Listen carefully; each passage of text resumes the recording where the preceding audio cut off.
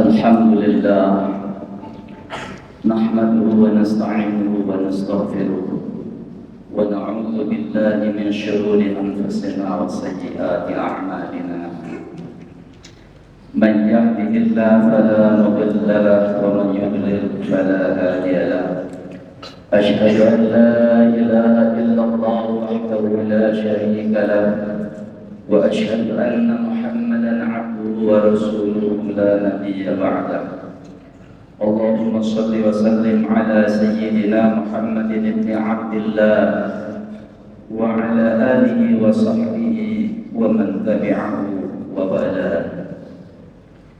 أما بعد فيا عباد الله، أوصيكم ونفسي بتقوى الله وطاعته لعلكم تفلحون. قال الله تعالى في القرآن الكريم: أعوذ بالله من الشيطان الرجيم: يا أيها الذين آمنوا اتقوا الله حق تقاته ولا تموتن إلا وأنتم مسلمون. فاتقوا الله ما استطعتم واسمعوا وأطيعوا وأنفقوا خيرا لأنفسكم، ومن يوق شح نفسه فأولئك هم المفلحون. واعتبروا قوله تعالى: يا الإخوان، إن الله يأمركم أن تؤدوا الأمانات إلى أهلها، وإذا حكمتم بين الناس أن تحكموا بالعدل، إن الله نعم يعظكم به، إن الله كان سميعا بصيرا. أيها الأخوة الكرام، يسرني أن أقدم لكم موضوعا خطبة عن أداء الأمانة والحفاظ عليها. أيها الأخوة،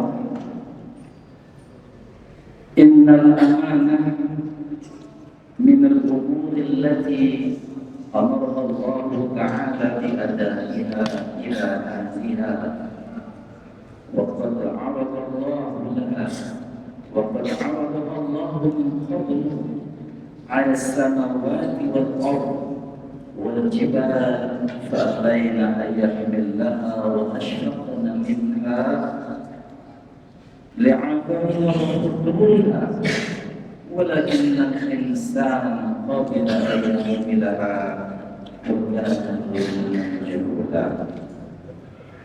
فلذلك فإن أداء الأمانة له مكانة عظيمة في حياة الإنسان، فمن حفظها ولم يضيعها فإنه نجا، ومن خانها فقد ظلم نفسه وغشها. أيها الأخوة الكرام، إن للأمانة مفهوما واسعا في ديننا، فهي لا تقتصر على حفظ ودائع الناس الحصر،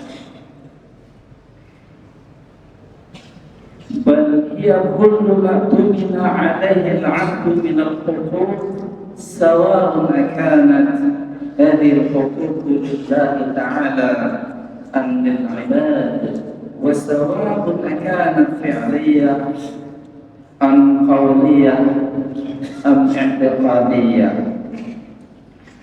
فالأمانة إذا تشمل ما عهد إلى العبد حفظه وأداؤه من حقوق الله تعالى، وكذلك حقوق الآدميين.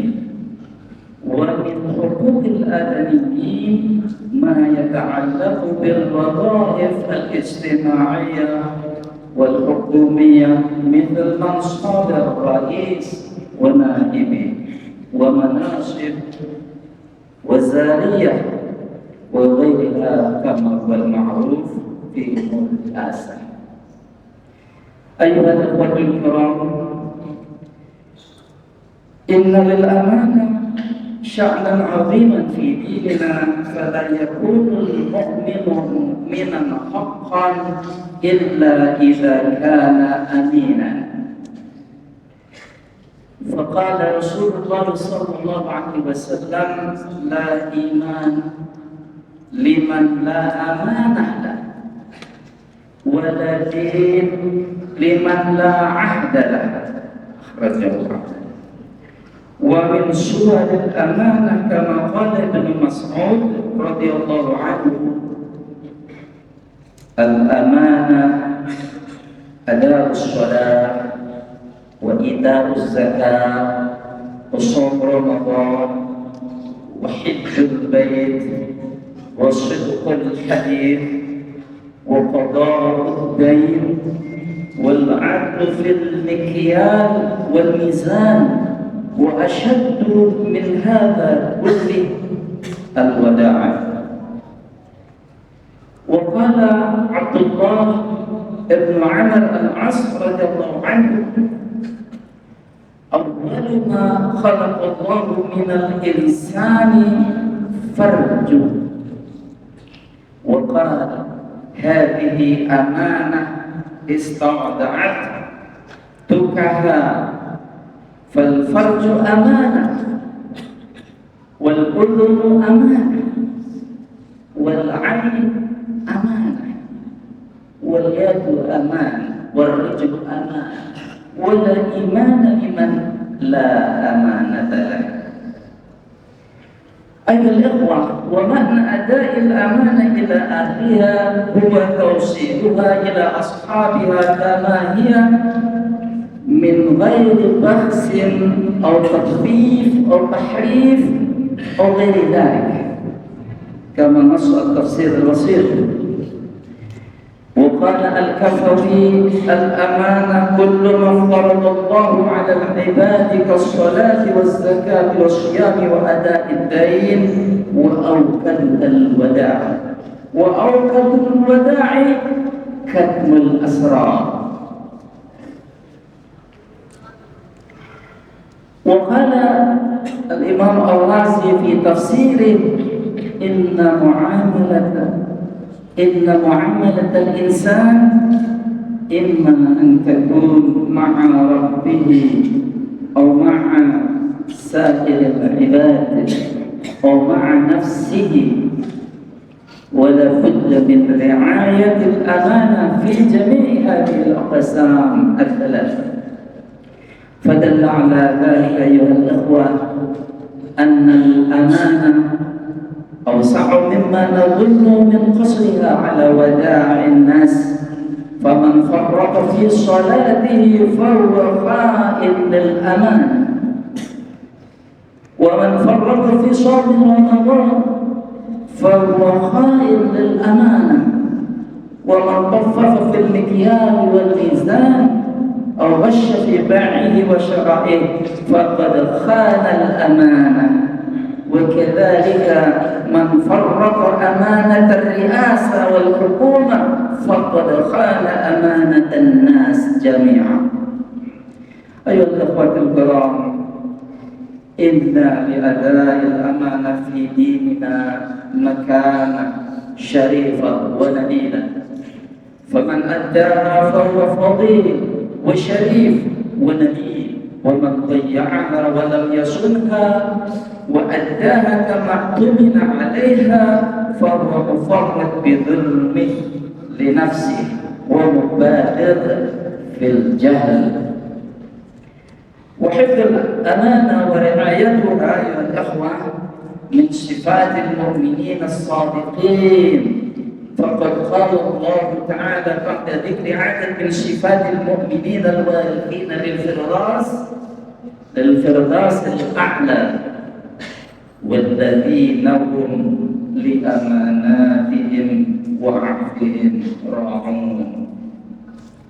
أي إذا اؤتمنوا لم يخونوا بل يؤدونها إلى أهلها وإذا عاهدوا أو عاقدوا أوفوا بذلك. أيها الإخوة فإن أداء الأمانة سبب عظيم لدخول الجنة. فعن أبي الدرداء قال رسول الله صلى الله عليه وسلم 5 من جاء بهن مع إيمان دخل الجنة Man hafadha 'ala salawatil khamsi 'ala wudu'ihinna wa ruku'ihinna wa sujudihinna wa mawaqidihinna wa shama Ramadan wa hajjal bait in istata'a ilaihi sabila wa a'ta az-zakat ghaibatan biha nafsuhu wa adda al-amanah. Bal wa yadmanu an-nabiy sallallahu alaihi wasallam al-jannah liman hafadha ala sifatin hasanah minha adabul amanah. Fa'an ibadah nuswamit anna nabiya sallallahu alaihi wasallam qala idmanu li sittan min anfusikum admanu lakum al-jannah isbuqu idha haddathtum wa'ufu idha wa'adtum wa'addu إذا أمنتم واحفظوا فروجكم وعدوا أبصاركم وكفوا أيديكم والمؤمن الحق إذا أيها الإخوة هو من يأمنه الناس كما قال رسول الله صلى الله عليه وسلم المسلم من سلم المسلمون من لسانه ويده والمؤمن من أمنه الناس على دمائهم وأموالهم رواه الترمذي.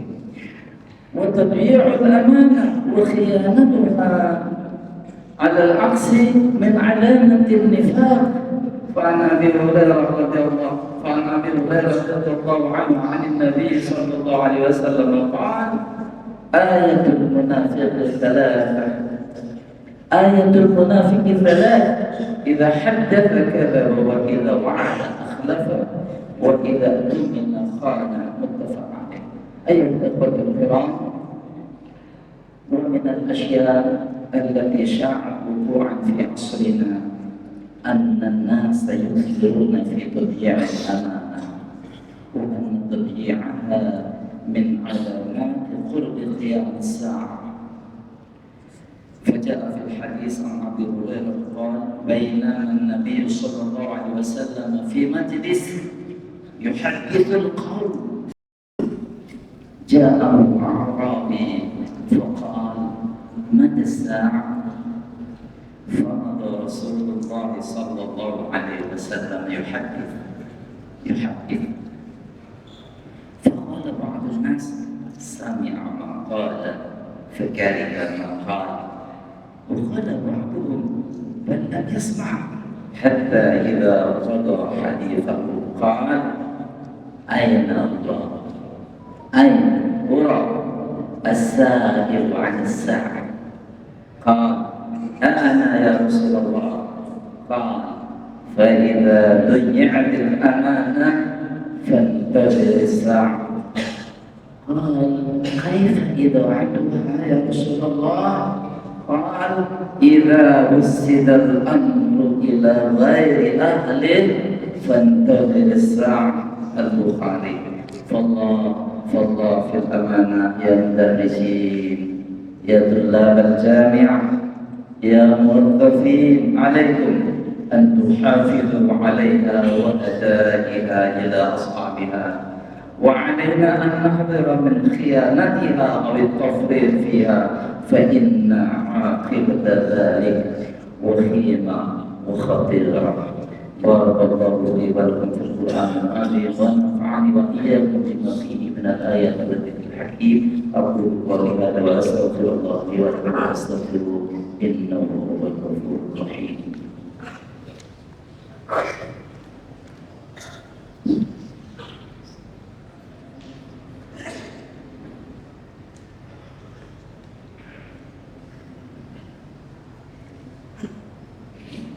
Alhamdulillahi Rabbil Alamin, wal 'aqibatu lil muttaqin, wa la 'udwana illa 'alal zalimin. Wassalatu wassalamu 'ala al-mab'uuth rahmatan lil 'alamin, nabiyyina Muhammad wa 'ala alihi wa sahbihi ajma'in. Wa ba'd. Jamaah salat Jumat yang dimuliakan Allah Subhanahu wa ta'ala. Topik khutbah kita ini adalah menjaga dan menunaikan amanah. amanah itu berat. Allah sudah menawarkannya kepada langit, bumi, mereka menolaknya.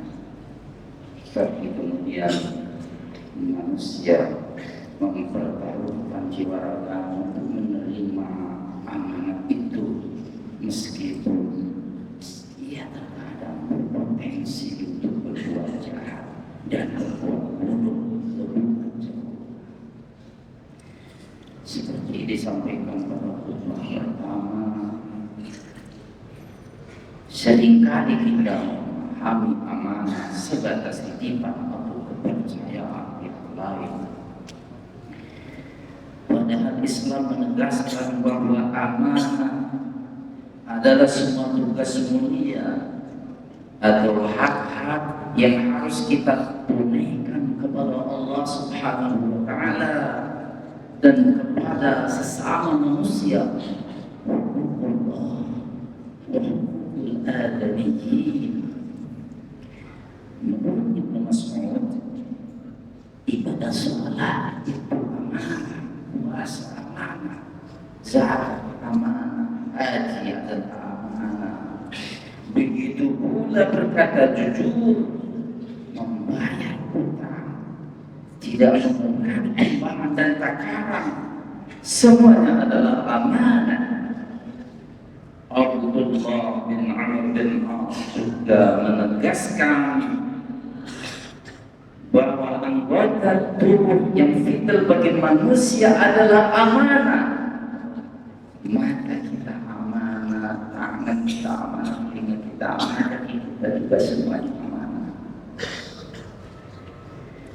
Maka semua amanat itu seharusnya kita jaga dan kita tunaikan hak-haknya sebagaimana yang dimaksud, sebagaimana yang dikehendaki oleh Allah Subhanahu wa Ta'ala yang menciptakan amanah-amanah itu untuk kita sekalian. Bahkan secara luas, seandainya kita pahami bahwa kecerdasan otak yang kita miliki sehingga kita menjadi mahasiswa, jadi dosen, itu pun adalah amanah. Ada amanah ilmu pengetahuan, ada amanah belajar.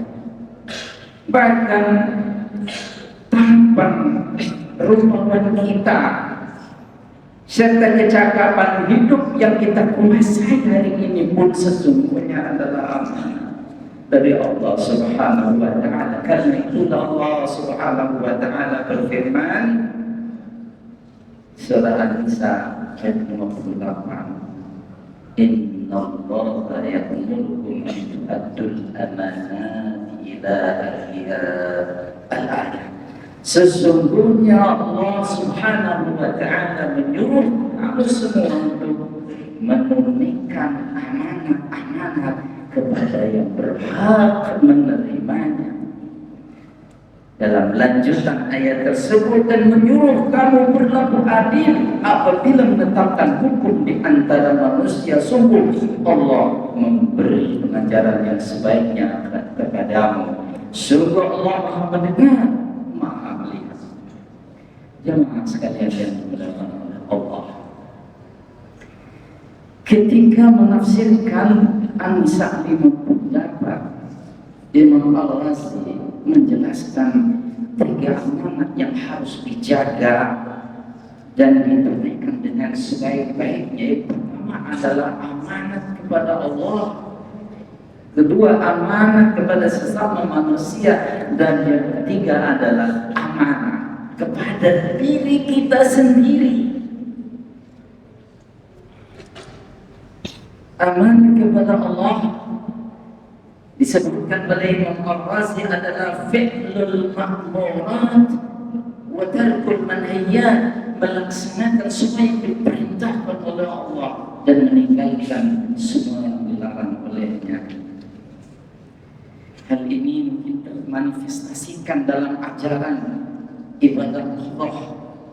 Kemudian amanah kepada sesama manusia dalam menunaikan hak-hak kepada sesama makhluk, serta menjaga sikap-sikap mulia ketika berinteraksi amanah kepada sesama sebagaimana yang termanifestasi dalam ajaran akhlak atau muamalah atau ibadah sosial. Sedangkan amanah kepada diri sendiri ialah menjaga diri sendiri agar mampu memilih hal-hal yang paling bermanfaat, dan yang maslahat, aslah untuk kepentingan agama dan dunia kita. Jemaah sekalian yang dimuliakan Allah, dalam konteks menjaga amanat itu Rasulullah SAW menjelaskan bahwa orang beriman itu haruslah menjadi al-amin, yaitu orang yang mampu menjaga aman. Rasulullah mengajarkan, menunjukkan kepada kita para nabi disebut Rasulul Amin, Nasihul Amin, yaitu orang-orang yang sangat dipercaya menjaga aman. Selanjutnya Nabi mengingatkan kita, la iman liman la amanatalah wala din liman la ahdalah. Tidak beriman atau tidak sempurna iman seseorang yang tidak amanah dan tidak beragama, atau kurang agama seseorang yang ingkar pada janjinya.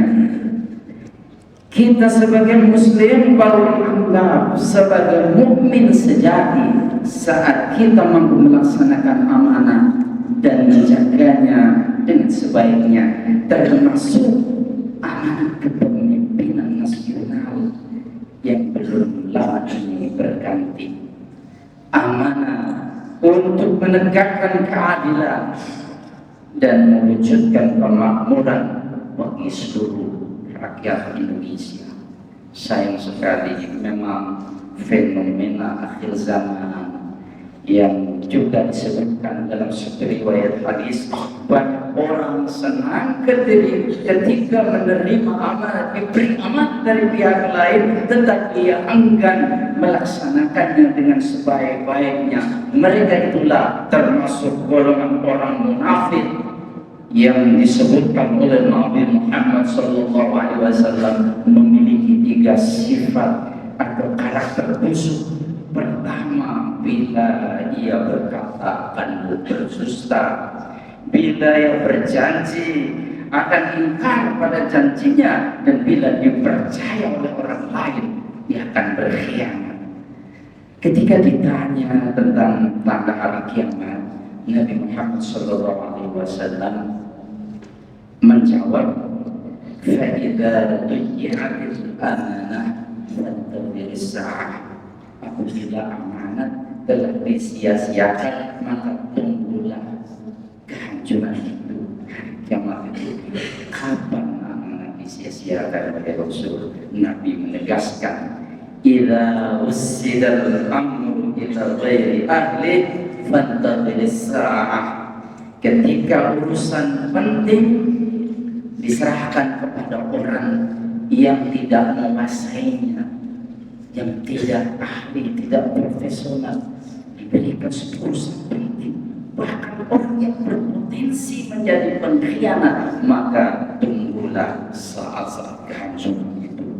Sungguh, ikhwani fillah, jamaah yang dimuliakan Allah, mereka yang menjalankan amanah dan sebaik-baiknya akan dibalas oleh Allah Subhanahu wa Ta'ala dengan surga Firdaus bersama para nabi dan para saleh. Sedangkan mereka yang menyia-nyiakan amanat akan dibalas dengan masuk neraka bersama orang-orang munafik, bahkan tenggelam di dasar jurang neraka dalam fitril asfali minan nar. Karena itulah sudah seharusnya kita berusaha keras menjaga dan memberi amanat kepada Allah, amanat kepada manusia, dan amanat kepada diri kita sendiri, agar kita menjadi amin, al-amin, orang yang dapat dipercaya. Kita semuanya, baik sebagai dosen maupun mahasiswa atau karyawan maupun yang lain, sudah seharusnya menjaga dan menunaikan amanat itu dengan sekuat tenaga, dengan kerja profesional, dengan semangat menggapai ridho Allah. Semoga Allah Subhanahu wa Ta'ala senantiasa membimbing kita semua menjadi pribadi-pribadi yang dapat menunaikan amanah dengan sebaiknya. Amin ya rabbal alamin. Allahumma shalli ala sayyidina Muhammad wa ala ali sayyidina Muhammad kama shallaita wa sallamta ala sayyidina Ibrahim wa ala ali Ibrahim fil alamin innaka Hamidum Majid. Allahumma ighfir lil mu'minina wal mu'minat wal muslimina wal muslimat al ahya'i minhum wal amwat innaka sami'un qaribun mujibud da'awat. Allahumma a'izz al-islam wal muslimin wa adhill ash-shirka wal mushrikin وانصر عبادك الموحدين واخذل من خذل المسلمين ودمر اعداءنا واعداء الدين واعد كلماتك الى يوم الدين. اللهم اجعلنا من عبادك الصالحين المؤدين الامانات الى اهلها المؤمنون من عبادك الصالحين الذين يصلحون الارض ولا يفسدونها ولا تجعلنا من عبادك الظالمين المفسدين. اللهم ارفعنا البلاء والامراض وسؤال فتنة ما ظهر منها وبطن من بلدنا الإسلام خاصة ومن بلاد المسلمين عامة إنك على كل شيء قدير. اللهم إنا نسألك فعل الخيرات وترك المنكرات وحب المساكين وارحمنا بترك المعاصي أرضنا وأطفالنا واجعل خير أعمالنا خواتمها وخير أيام أعمالنا وآخرها وارزقنا حسن الخاتمة. ربنا آتنا في الدنيا حسنة وفي الآخرة حسنة وقنا عذاب النار والحمد لله رب العالمين. عباد الله إن الله يأمر بالعدل والإحسان وإيتاء ذي القربى وينهى عن الفحشاء والمنكر والبغي يعظكم لعلكم تذكرون فاذكروا الله العظيم يذكركم واشكروا على نعمه يزدكم ويزدكم بأخباره والله يعلم ما تصنعون. أقيموا الصلاة.